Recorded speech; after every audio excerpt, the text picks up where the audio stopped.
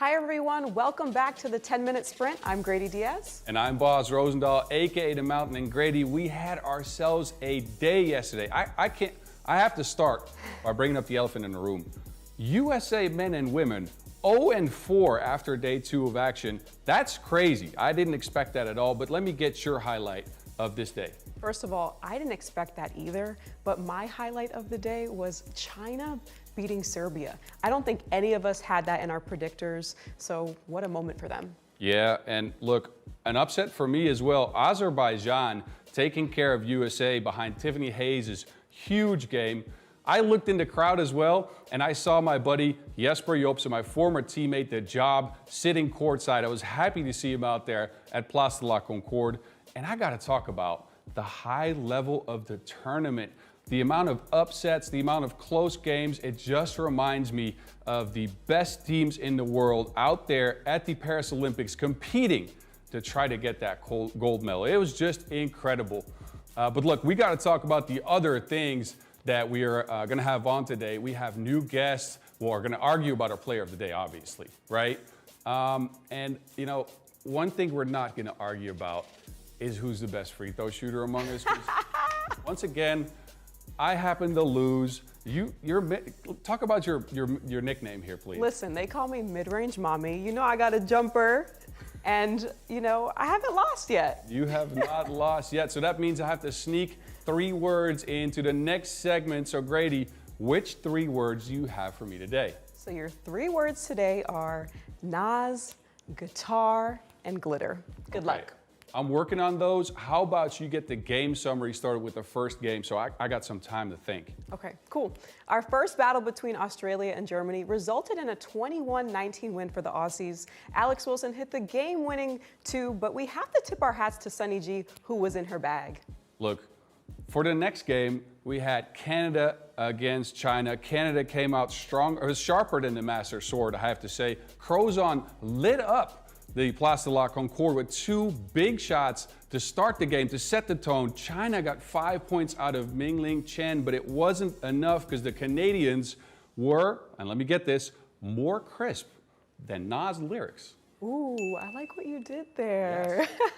And in the next game, which was very physical, Batman led Latvia in a 21-12 win against the Netherlands. Worthy was the star for the Dutch with 7 points. What hurt them most was being out-rebounded 13-21. You know what I think hurt them the most, though? I think Carlos Los Manes throwing up Dimeo van der Horst's signature guitar move is what hurt the Dutch the most. Yeah, there you go. All right, so I got the next game, and this was a huge upset, right? It was Serbia losing to China. China, you know, made it a shootout contest. Ning Zhang had 11 points. He was incredible. China hit half of their shots from long range, and what we saw was Mihailo Vasic for Serbia coming out with a lot of bandages, and we got word that he broke his nose. That might have, you know, been a factor in them having no energy today. They took a loss. China take the win. And in the next game, Spain beat France 17-12. Igueravide and Jimeno combined for 16 points. For the French, no one scored more than 3 points, which turned out to be a very big problem.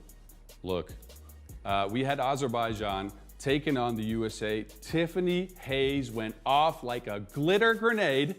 I had to get that one in.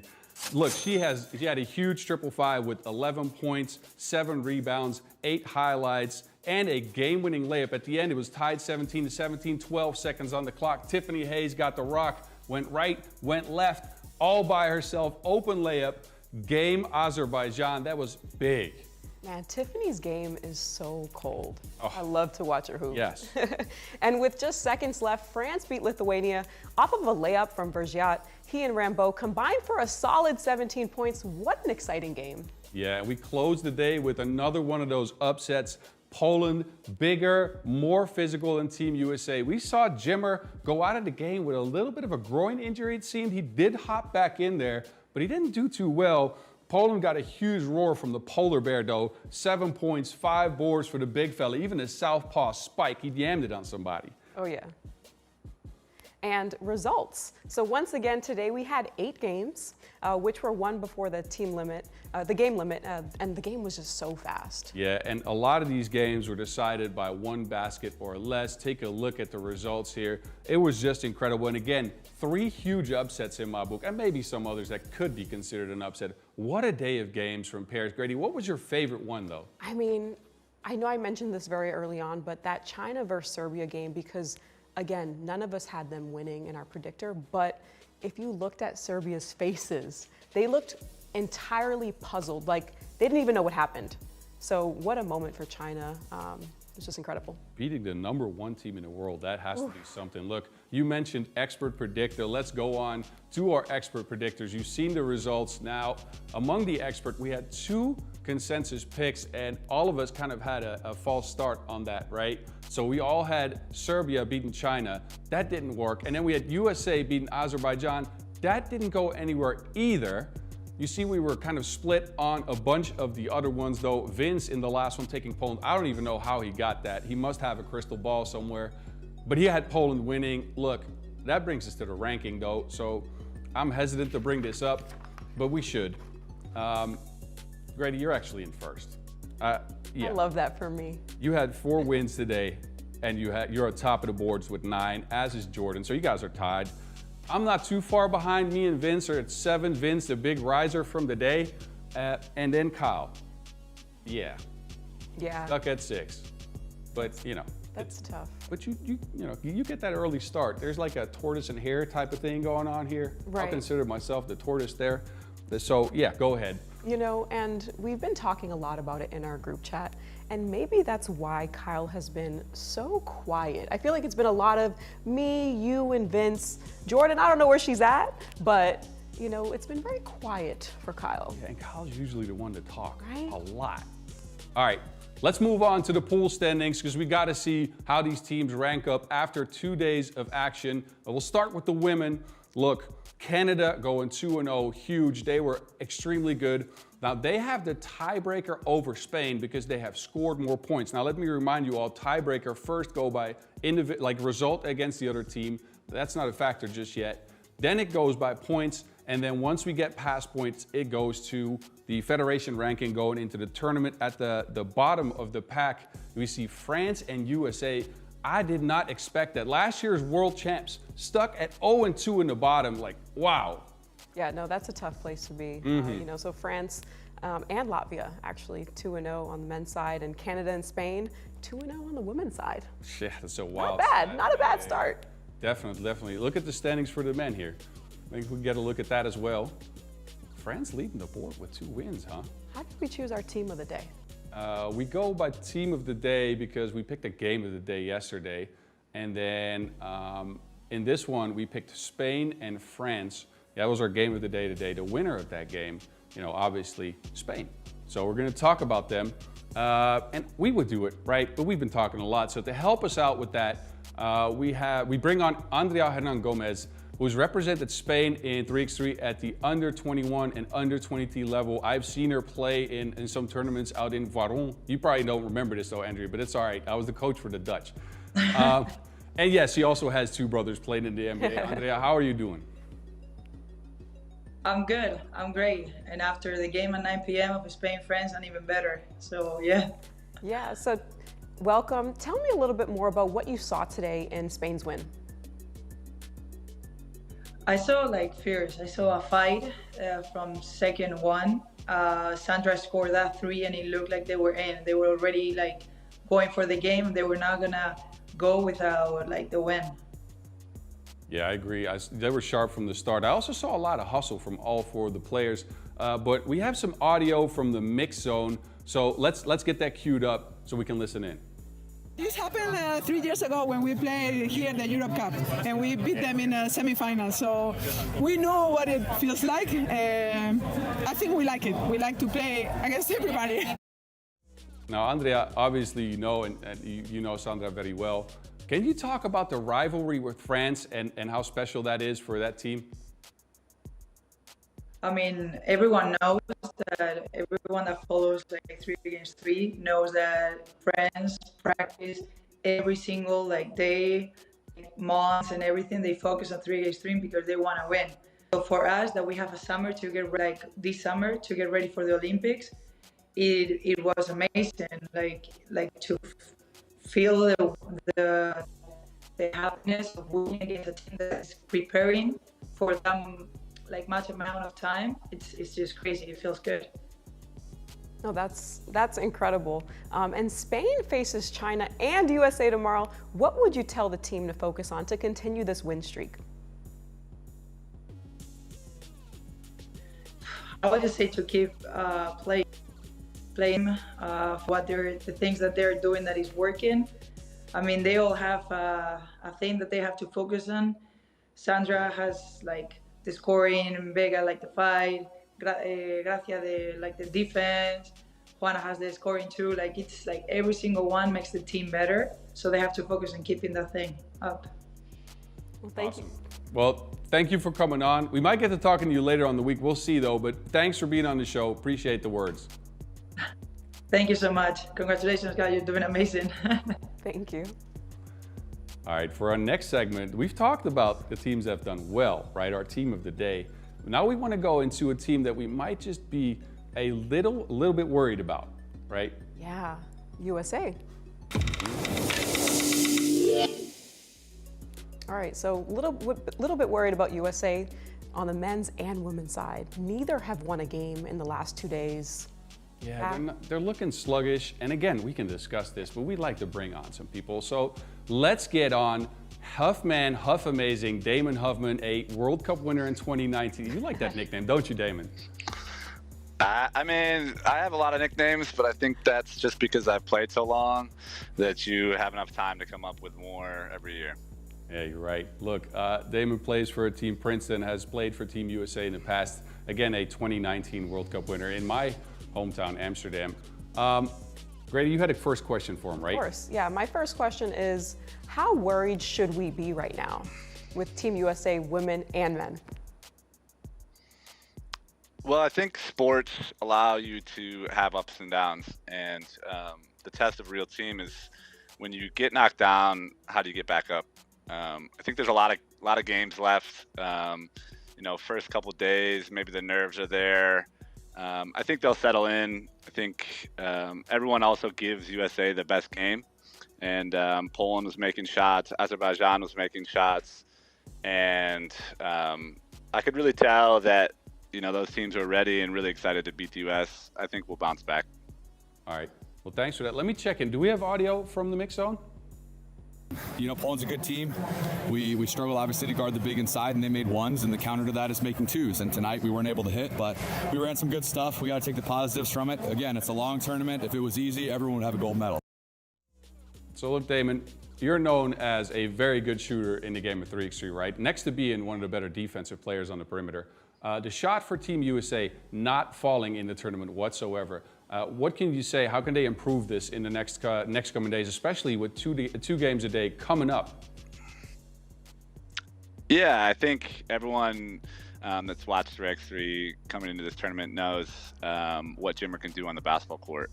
And his ability to shoot from outside and really put pressure on defenses can open up a lot of different options. And I think that's where they need to explore a little bit more.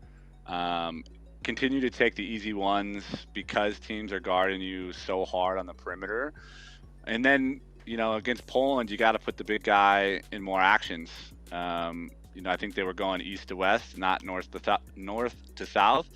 And it's micro adjustments. You know, there's like Canyon said, there's a lot of games left. And so it's what you can do from today until tomorrow to improve. All of these games are going to be close. So little adjustments will make a big deal. And I have one more question, actually. Ryan Howard, you know, obviously USA women, they haven't played much together. What would you like to see from her, and what do you think is challenging right now for her? Well, I think the pace of the game is different, right? In 5-on-5, you have the ability to get to the spots that you're more comfortable with, and 3x3 puts you in all of the positions, right? From guarding bigs, guarding guards, catching the ball in the post, having to handle the ball. And so I think for her to kind of get more comfortable, they got to find ways to put her in positions where she's most comfortable, where she likes to attack. And it really starts with the mindset of also being aggressive from the start. You know, you don't have time to settle into a game like in the WNBA where you get 40 minutes. You got 10 minutes to figure it out. And that first possession, you got to be on like it's overtime. Otherwise, the game can slip past you. Yeah, it's a quick game. Well, thank you so much for being with us. We appreciate you. Yeah, thanks for having me. And Boz, enjoy that cheesecake after the show. Thank you. How did he know? All right, look, for our player of the day, let's get past the cheesecake stuff. We want to go into the women's first.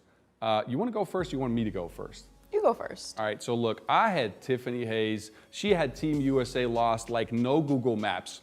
She had a 555 with 11, but you like that one, huh?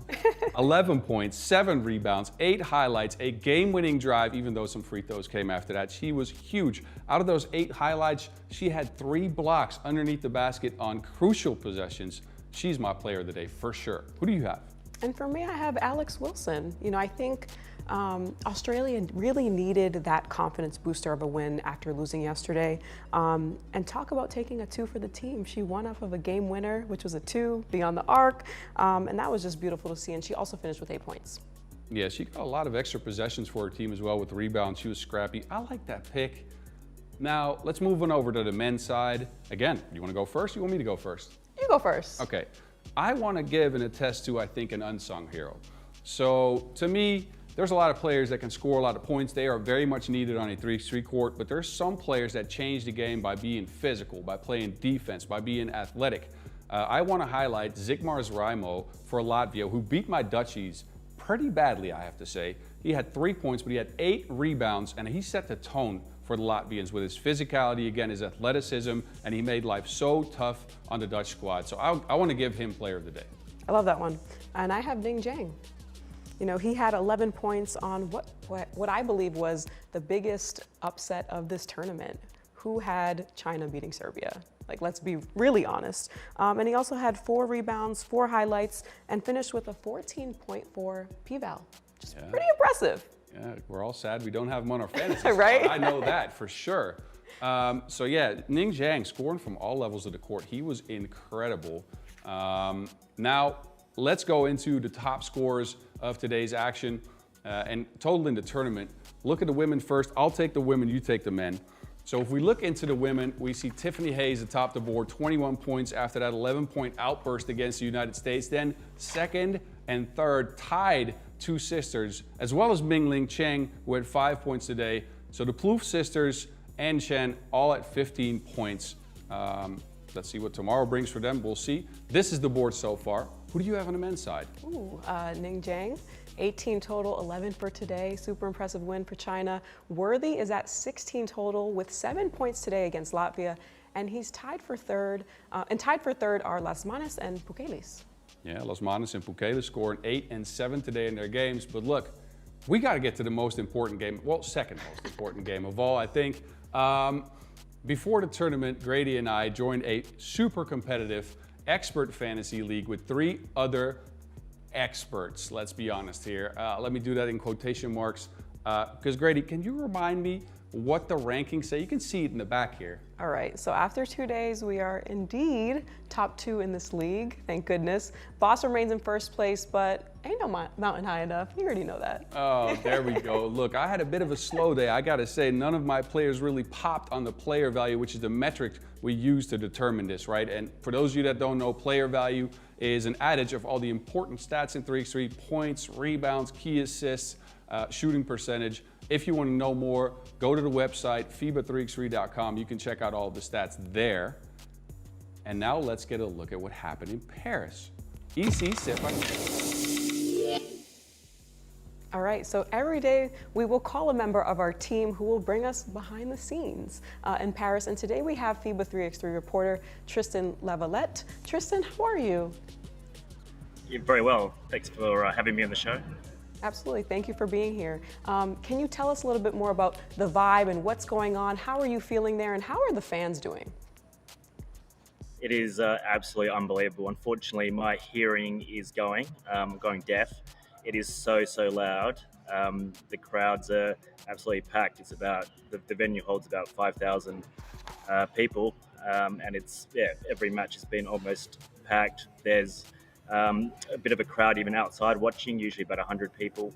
So it's unbelievable atmosphere. I mean, the 3x3 community's been looking forward to this moment for a long time. Of course, the Tokyo Games, of course, didn't have fans due to the COVID pandemic, but this moment has certainly been worth it. It's just unbelievable atmosphere. The crowd are getting so into it, especially the French fans. Every time France play, it's just absolutely electric. It feels like being in a nightclub. Your whole body is just shaking. And they do a really good job actually here. They get they whip the crowd into a frenzy actually, the French fans, with some famous French songs. Don't quote me on what the songs are. I'm not a French music expert, but it certainly gets the crowd going. So it's just unbelievable fun. So it's an honor to be here. Awesome. Tristan, let me get your insight, because you're not only a reporter, you also wrote Basketball 2.0, a book on 3x3 basketball, right? Anything you've learned on, leading into the Paris Olympics, the players that are here at the court through writing that book?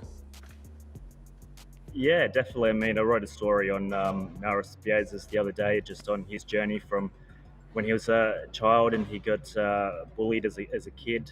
His parents were both deaf, and it's a very emotional story, and it sort of really steeled him to become the player he is, such a clutch player in 3x3, and he's the heart and soul of Latvia, along with Carlos Lesmanis, of course. So, 3x3 just find so many unbelievable stories.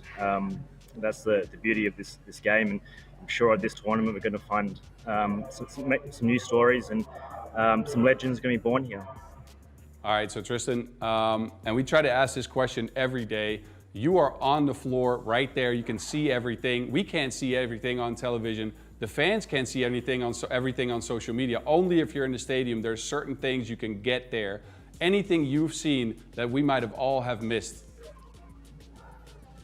Well, like I said, there's just unbelievable sort of atmosphere in terms of, I'm not sure if you're getting it, but the way they pump up the French crowd just before come out, it's just unbelievable. I'm not sure. We've got to actually find out what songs they're playing. I'm sure one of our producers, Julia Debov, is French. He might be able to help us. But whatever it is absolutely pumping up this whole atmosphere and this whole stadium. I think it's the biggest party in Paris. There's no doubt about it. So it's certainly going to be on my playlist of Spotify, whatever these songs are. I don't know what it is, but I've got to find out. All right, well, Tristan, thank you so much for hopping on. I'm sure we'll get to talk to you later on in the week as well. Good luck with the reporting out there. No worries, thanks a lot for having me. All right, and now to our play of the day. Bass over here has all the answers for us today, and we're looking at a play that has been used today by the reigning world champion Serbia. Today on Tactics, we'll talk about a play for Team Serbia. It's a double high post setup. They'll use this with a lot of variations. When they needed a bucket most last year at the World Cup, they went with this option.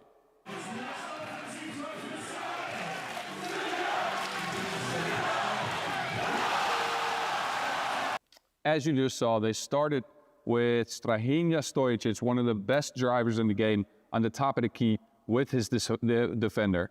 Then Dejan Majstorovic set up on the elbow here, defense there as well. Marko Brankovic on the other elbow. He will receive a pass, and Dejan Majstorovic will set up a screen here on the side of the defender for Stojic. Now, the defense thinks Stojic is going to go this way for an open shot. That gives Majstorovic an opportunity to run all the way over here. His defender is stuck in the middle of the paint here, receives a pass, wide open shot, splash ball. The reason this play is so successful is because there is so many variations, and this team has so much offensive firepower that the defense is always guessing on where the action is going to come from, especially in this case with one of the best shooters in the history of the game at 3x3, the Maestro, getting open for some string music. Boss, I want to get this exclusive. You heard it here first. Is coaching in your future? I have coached in the past, actually, not well known. I've coached some of the youth teams for the Dutch. Look, this play actually worked for Serbia at the start of the game against China, and I thought that really would get them going, but you know, they ran out of gas at the end of the game here. But I do think for now, it's time to start looking ahead instead of back. Let's get to the games tomorrow. So day 3 game schedule.